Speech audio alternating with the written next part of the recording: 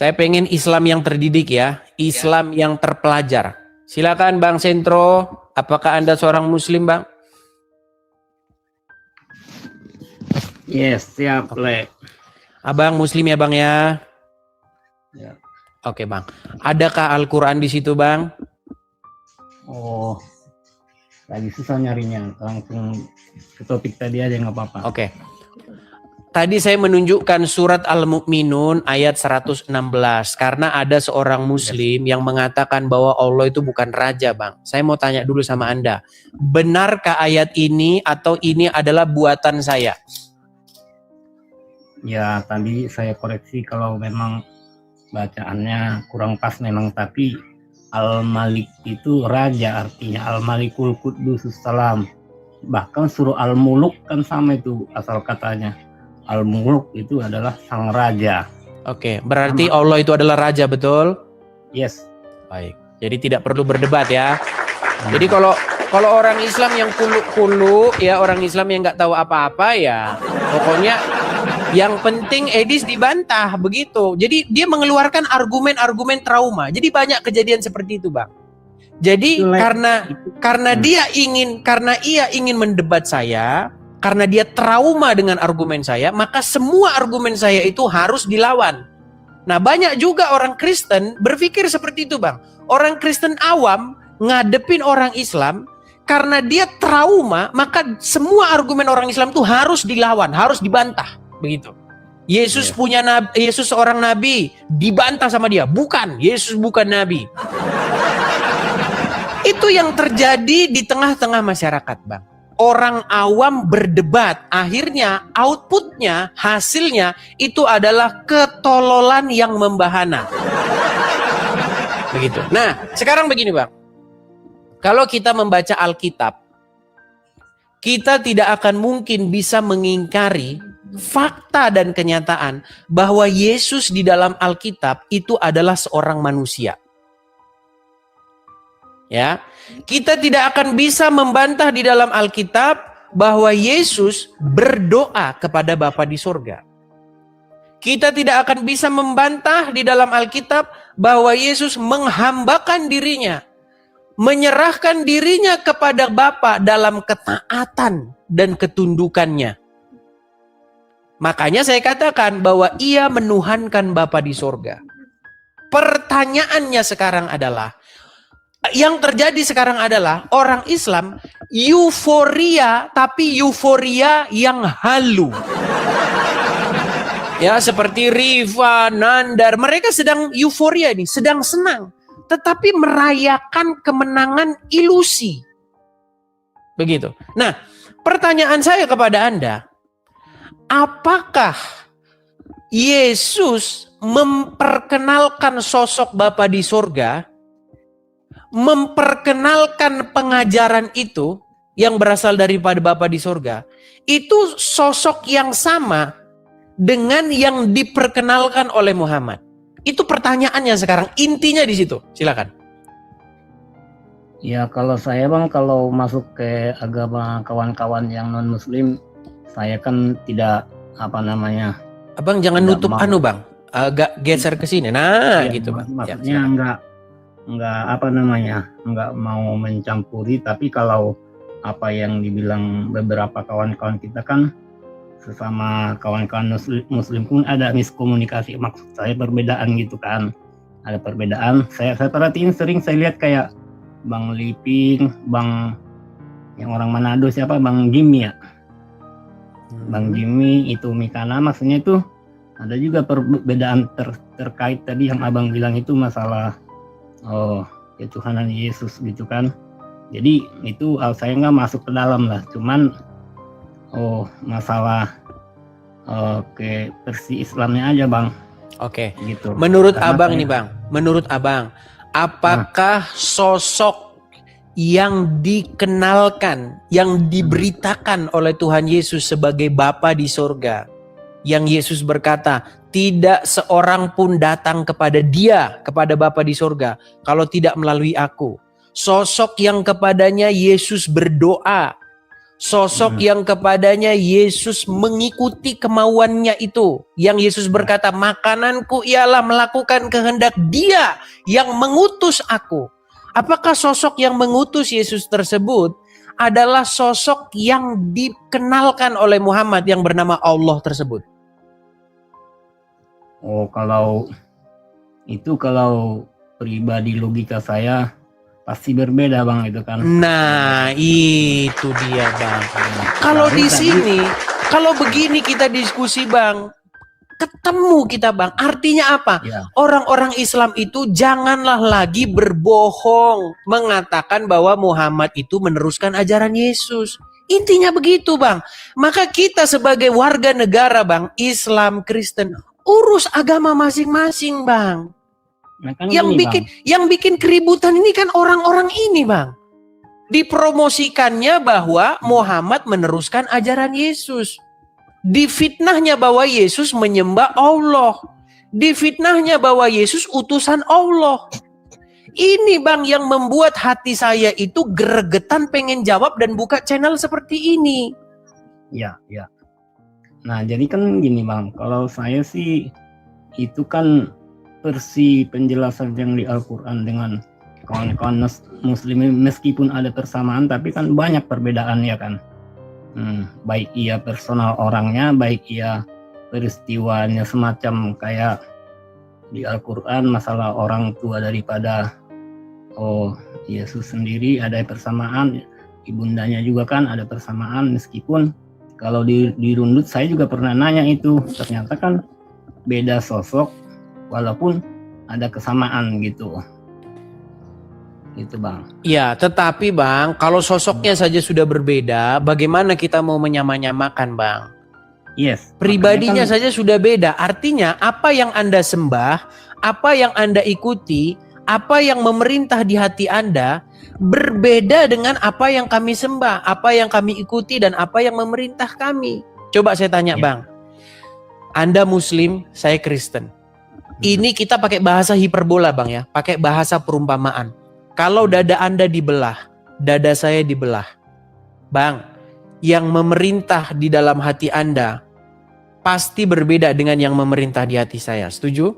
Iya, pastilah itu. Beda.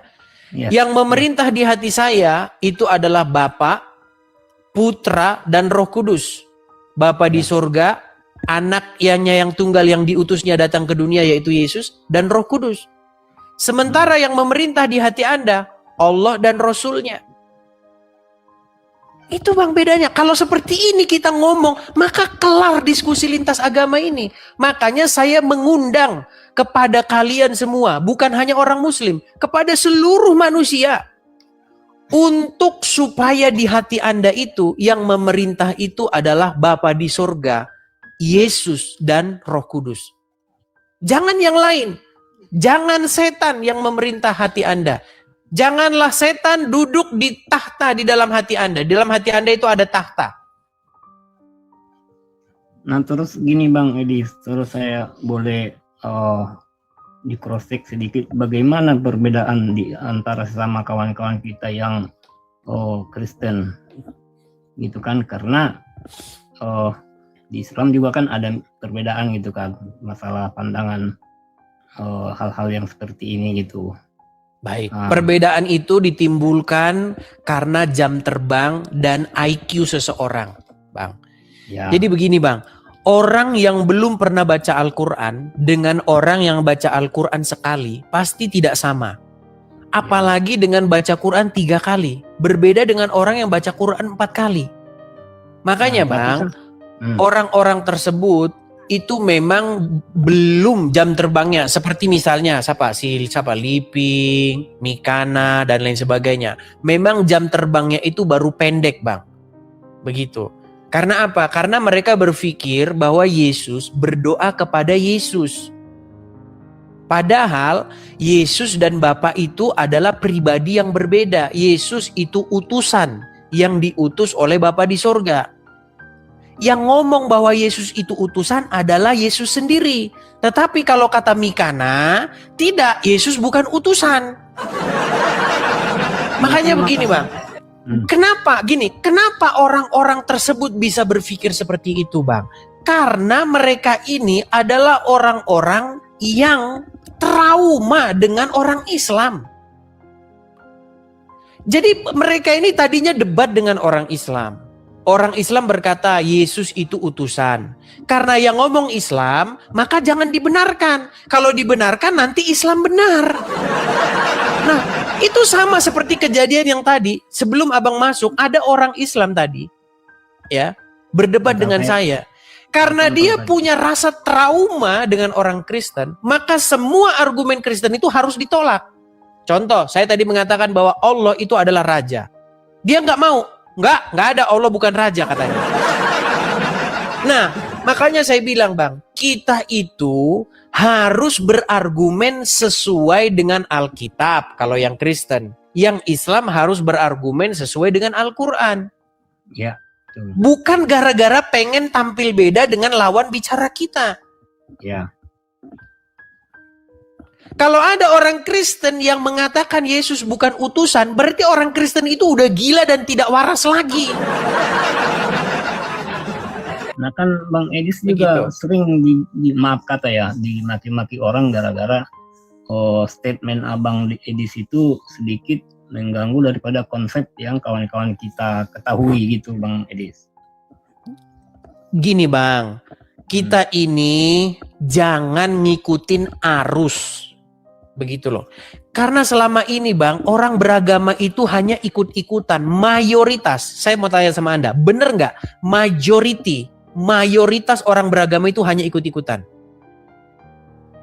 Ya kalau di survei ya. Ya, artinya kita jangan ikut-ikutan dengan orang yang ikut-ikutan. Justru yang ikut-ikutan ini kita sembuhin. Begitu. Iya benar. Nah, kalau Yesus utusan, memang itu pernyataan-pernyataan yang biblikal. Tuhan Yesus berkata apa? Ketika murid-muridnya pergi membeli makanan, ketika dia kembali, murid-muridnya mengira bahwa Yesus masih memiliki makanan. Adakah makanan pada dia? Katanya. Tetapi apa jawab Yesus? Makananku ialah melakukan kehendak Dia yang mengutus aku. Bayangkan Tuhan Yesus berkata apa? Makanannya adalah melakukan kehendak Dia yang mengutus. Nah sekarang pertanyaannya adalah apakah yang mengutus Yesus itu adalah Allah? Padahal kalau kita baca beda jauh Bang. Allah itu kalau menurut Al-Quran adalah sosok yang memang sudah disembah oleh orang-orang Quraisy. Memang sudah dikenal oleh orang-orang suku bangsanya Muhammad. Sekarang begini Bang. Yang saya lihat, kalian, mohon maaf nih Bang ya, orang-orang Islam, itu memfitnah nabi-nabi terdahulu sebagai orang yang menyembah Allah.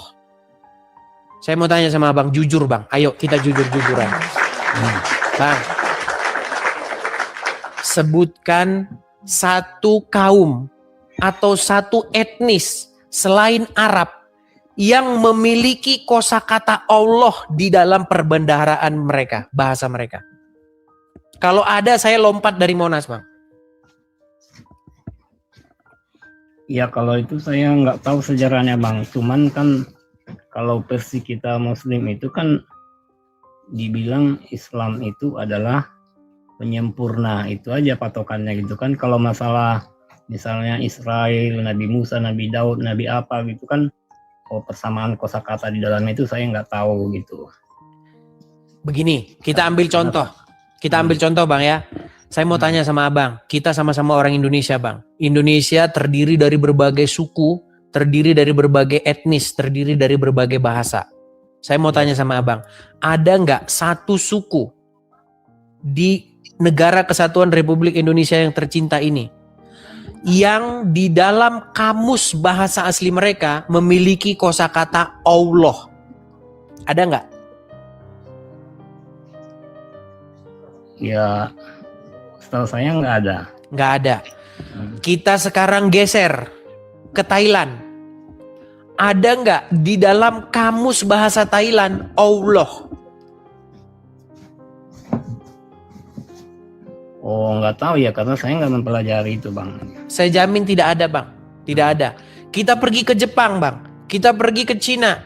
Kita pergi kemana? Eropa. Kita pergi ke Amerika. Tidak ada, Bang. Bahasa mereka itu, di dalam kamus bahasa mereka itu Allah. Nggak ada itu, Bang. Satu-satunya etnis, satu-satunya suku atau bangsa yang memiliki kosakata Allah di dalam perbendaharaan mereka itu adalah Arab. Pertanyaan saya kepada Anda, sebutkan satu nabi selain Muhammad yang orang Arab. Kalau dari sejarah kan ada dari itu, Bang, dari Irak, dari dari Mesir. Ya, sebutkan satu nabi yang orang Mekah yang dia berbahasa Arab. Orang Mekah, orang Madinah seperti Muhammad. Oh, itu kalau dari historinya kan dia ada hubungan darah ke Nabi Ibrahim, Bang. Ya, sebutkan. Oke, gini saja lah. Kita ambil saja Ibrahim lah. Kita ambil Ibrahim. Ya, ya. Bang, menurut Anda Ibrahim itu berbahasa apa? Konon katanya Ibrani. Berbahasa Ibrani. Kita buka kamus bahasa Ibrani, Bang. Di dalam kamus bahasa Ibrani, kita tidak menemukan kosakata Allah. Lalu bagaimana kita membuat Ibrahim menyebut-nyebut nama Allah? Itu sama saja, Bang. Begini, ada orang Indonesia, ada orang Batak nih, namanya Edis. Difitnah bahwa Edis ini menyembah Park Jusum. Bang, selama saya jadi orang Batak, nggak ada kamus bahasa Batak itu kosakata Park Jusum itu nggak ada, Bang. Nggak ada Park Jusum. Lalu bagaimana kita membuat narasi-narasi bahwasanya orang Batak, bangsa Batak, menyembah Park Jusum? Sementara kata itu tidak pernah ada di dalam kamus perbendaharaan mereka. Kalau kita berpikir ilmiah seperti itu, Bang. Tetapi saya bisa menunjukkan, Bang, banyak bukti-bukti bahwa Allah itu memang sesembahan orang-orang Quraisy. Saya tunjukkan ayatnya di dalam Al-Quran bahwa Allah itu Tuhan negeri Mekah. Ada ayatnya dalam Quran, setuju? Ya. Iya. Makanya, Bang, penting bagi kita untuk mengetahui apa agama Muhammad sebenarnya. Makanya saya mau tanya, Bang. Menurut umat Islam, sebelum sang Nabi berumur 40, dia belum menerima wahyu, betul? Ya. Apa agama dia?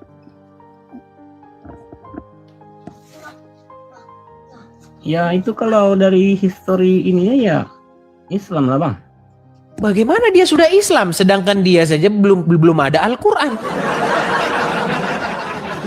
Belum ada Al-Qur'an, belum ada hadis, belum ada. Lalu siapa yang Islam di situ, Bang? Masa cuma dia sendiri tiba-tiba dia Islam? Tahu-tahu dari mana dia Islam? Dari mana tiba-tiba? Coba kita berpikir jujur dulu, Bang. Kita berpikir ilmiah, berpikir akademis. Di dalam surat Abasa wa Tawalla, dalam surat Ad-Duha, benar nggak Muhammad didapati sebagai orang yang dolin di situ? Dolin. Di ayat yang keberapa itu, Bang? Surat Ad-Duha, saya balikan ya. Nih kita mengajarkan. Abang ada background ustadz atau bagaimana? Enggak, cuman belajar pernah, tapi bukan enggak nyampe level ustadz. Oke. Kalau Wadduha hafal saya, Bang. Oke, coba dibacakan, Bang, Wadduha. Bismillahirrahmanirrahim. Wadduha wal-laili idza saja. Ma waddaka rabbuka wa qala walal akhiratu khairul laka minal ula.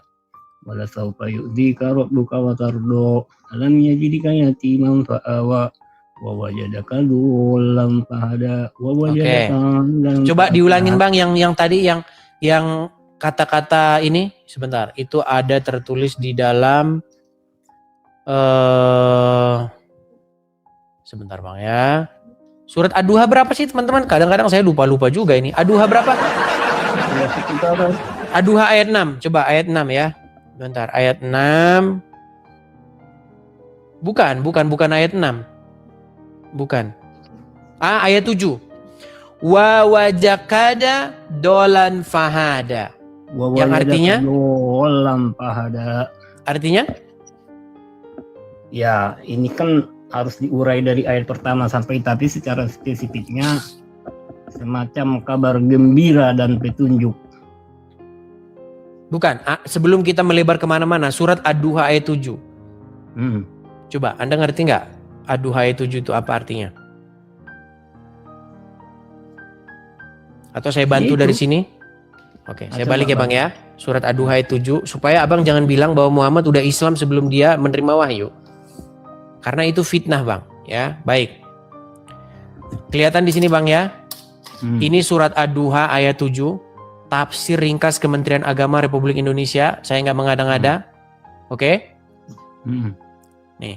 Dan bukankah dia juga mendapati kamu sebelum menjadi nabi sebagai seorang yang bingung karena belum mengetahui akidah dan hukum yang benar? Bagaimana Anda katakan Muhammad sudah muslim? Sedangkan di sini dikatakan bahwa Muhammad didapati sebagai orang yang tidak mengetahui akidah dan hukum yang benar.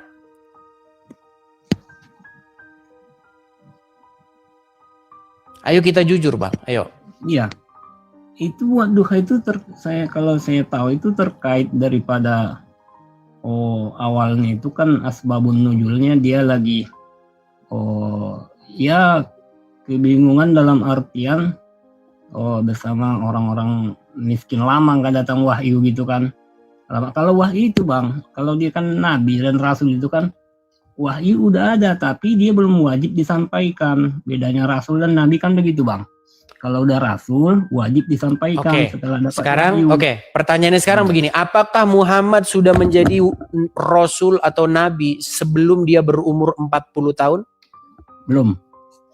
Artinya dia belum mendapatkan petunjuk. Sudah, dari bayi malah sudah. Kalau begitu dia sudah nabi waktu masih bayi. Iya, rasul belum. Berarti Allah sudah berfirman kepada Muhammad semenjak bayi.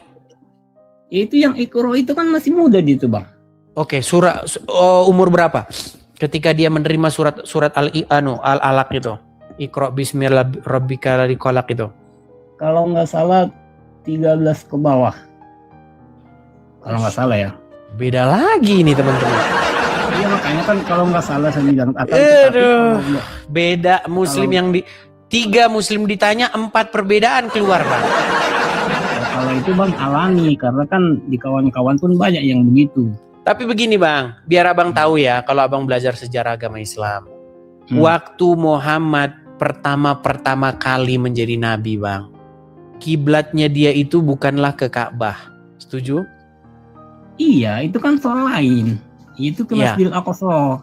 Ke Masjidil Aqsa, ke kiblatnya arah orang-orang Yahudi dan Nasrani, betul? Ya, saya nggak tahu itu pokoknya Masjidil Aqsa kalau Israel, betul? Ya kalau historikis itu saya nggak tahu Bang. Yang penting kiblat awalnya itu ke Masjidil Aqsa. Masjidil Aqsa itu di mana letaknya? Di Palestina. Palestina. Bangsa apa pada waktu itu yang tinggal di situ? Kalau itu saya nggak tahu ya ininya. Kalau nggak itu salah ya Israel. Israel. Kenapa Muhammad kok kiblat pertamanya itu kok ke Israel? Kenapa tidak sejak awal kiblatnya itu adalah Mekah? Ya itulah kan di situ Mas. Masjid paling tua Baitul Maqdis itu Masjidil Aqsa. Jadi begini Bang, saya mau jelaskan ya. Penjelasannya itu begini. Bang, tidak ada orang Yahudi yang percaya kalau Tuhan itu adalah Allah. Gak ada. Sampai sekarang Bang, boro-boro di dalam kitab Taurat kata Allah itu tidak pernah ada, tidak pernah muncul. Nah, sekarang yang menjadi masalah adalah pertama kali Muhammad itu ingin memperkenalkan Tuhan yang di sana, Tuhan yang di Masjidil Aqsa, yang di Israel, yang di Yerusalem. Tetapi orang Yahudi tidak ada yang percaya bahwa dia nabi. Akhirnya apa? Akhirnya dibuatlah kiblatnya ke arah kiblat orang-orang Quraisy. tempat penyembahan berhala. Betul tidak pada waktu itu Ka'bah rumah penyembahan berhala? Iya betul. Iya, dan itu dijadikan kiblat kan? Iya setelah Iya. beberapa tahun kemudian. Iya Kalau Bang, nggak salah jadi 40 kalau tahun. kita mau jujur-jujuran Bang, sebenarnya Bang, Anda itu telah menerima Tuhan yang tadinya disembah oleh orang-orang Quraisy, para penyembah berhala tersebut. Coba saya koreksi Bang Edis. Silakan. Kalau nggak salah banyak kok Yahudi yang jadi Islam sekarang. Israel. Itu saya pernah Bang. baca datanya. Bang, kalau masalah itu Bang, banyak juga orang Islam yang jadi Kristen. Iya, Pola tapi kan pola pikirnya iya, bukan betul. begitu Bang. Enggak, Pola tadi kan pikirnya bukan maksudnya tadi kan Abang bilang nggak ada di situ penganut Islam. gini Nah, Bang. kalau masalah Pola pikir gini Bang. Pola pikir itu tidak boleh seperti itu. Pola pikir itu tidak ditentukan dari orang, tetapi harus ditentukan dari fakta-fakta. Contoh Bang, kita sama-sama mengakui nggak bahwa di dalam kamus bahasa Ibrani tidak pernah muncul kata Allah. ya, Oke, berarti aslinya nabi-nabi yang berbahasa Ibrani tidak pernah keluar dari mulut mereka, tidak pernah mereka menyebut-nyebut Allah. Setuju? ya kalau situ kan saya udah bilang Bang, saya kalau nggak tahu bilang tadi kan Bang Edis bilangnya begitu. Sementara di Mesir pun adanya Kristen, bahkan di apa tadi tuh ada juga, terus di Arab Saudi juga ada, di mana-mana adanya. Iya, tetapi Bang, yang perlu kita utarakan itu Bang, bahwa orang-orang yang mengatakan bahwa nabi-nabi terdahulu menyebut-nyebut nama Allah itu adalah pernyataan orang-orang yang salah, betul? Kalau itu saya nggak dapat data otentiknya gitu. Ya, Karena baiklah. bisa juga kata Tapi yang sebenarnya berbeda. Abang udah setuju loh. Tidak ada, gini aja dah Bang, gini aja Bang. Menurut Anda, saya tanya dulu, Abang suku apa ini? Mohon maaf nih, Abang suku apa? Batak dari tadi. Aduh, Orang Batak. Oke, orang Batak. Oke. Kalau kita bilang Bang bahwa dulu mungkin taruhlah abad ke-7. Pada waktu itu orang-orang Batak menyembah Allah. Kira-kira itu fitnah tidak Bang? Abad ke-7 itu medionya tahun berapa ke berapa itu? Abad ke-7 Bang, kita kira 1300 tahun yang lalu orang Batak menyembah Allah. Kira-kira menurut Abang statement itu menyesatkan atau statement itu tidak benar, betul atau tidak? 1300 tahun yang silam. Iya bisa jadi. Bohong. Iya bisa jadi enggak, karena kan dia kan sekarang umurnya baru 1400-an. Nggak mungkin langsung datang ke Indonesia ya kan? Terutama kita Batak. Alamak, susah. Bang, caranya itu begini loh. Caranya kita itu harus ngecek Bang. Bang, setiap kata, setiap bahasa itu punya ciri khas tertentu Bang. Setuju Anda? Iya betul. Iya. Bahasa Batak itu punya ciri khasnya. Bahasa Indonesia punya ciri khasnya. Bahasa Jepang punya ciri khasnya. Begitu Bang. Iya. Kalau dari bunyinya saja Allah itu udah jelas bukan bahasa Batak Bang. Betul itu kalau itu memang betul. Nah, bagaimana mungkin kita mengatakan bahwa orang-orang Batak menyembah Allah, sementara Allah itu adalah kosakata yang datang dari bangsa lain. Iya kan udah datang ajarannya Bang. Bukan masalah sudah datang ajarannya Bang. Apakah zaman dulu mereka menyembah Allah? Ya nggak ada, bahkan konon katanya parmalim, ya kan? Ya iya, mereka tidak menyembah Allah Bang. Begitu juga Bang, begitu juga orang-orang Indonesia, semua suku di Indonesia ini dari Sabang sampai Merauke, sebelum abad ke-7 nggak ada yang menyembah Allah Bang. Karena Allah itu kosakata yang datang dari Arab. Itu sama saja Bang, kalau ketika Anda mengatakan orang-orang Ibrani, nabi-nabi terdahulu menyembah Allah, itu fitnah. Kenapa? Kosakata Allah saja nggak pernah ada di dalam kamus bahasa Ibrani. Iya itu kan Bang, harus makanya kita tanya balik dia dulu. Benar nggak itu data-data yang dia bilang itu? Oke, kalau begitu sekarang begini saja Bang. Di dalam kamus bahasa Ibrani ada nggak kosakata Allah? Oh saya nggak tahu. Nggak tahu itu kalau itu. Adapun kosakata yang mirip dengan kosakata Allah itu Bang, ada. Tapi artinya itu tikus Bang. Bisa jadi kan banyak perbedaan kosakata itu. Kita kasih contoh ya, kita kasih contoh. Ada nggak kosakata Allah dalam bahasa Ibrani? Bentar ya. Bukan Allah bunyinya, mirip dengan kosakata Allah, tapi artinya itu adalah tikus. Sebentar ya Bang ya. Bayangkan Bang, tikus lu Bang dibilang Bang. Bentar ya. Kata tikus itu muncul dalam perjanjian lama. Kita cari kosakatanya ya. Perhatikan ya Bang ya. Saya balikkan dulu kamera saya. Ini kelihatan ya Bang ya. Inilah yang haram bagimu di antara segala binatang yang merayap, yang berkeriapan di atas bumi. Tikus buta, tikus, dan katak menurut jenisnya. Kita cari kosakata tikus ini Bang. Bentar. Dalam bahasa Ibraninya.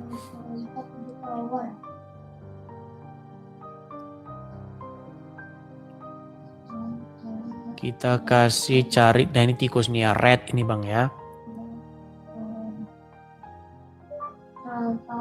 Kolet ya, bukan tikus. Bentar.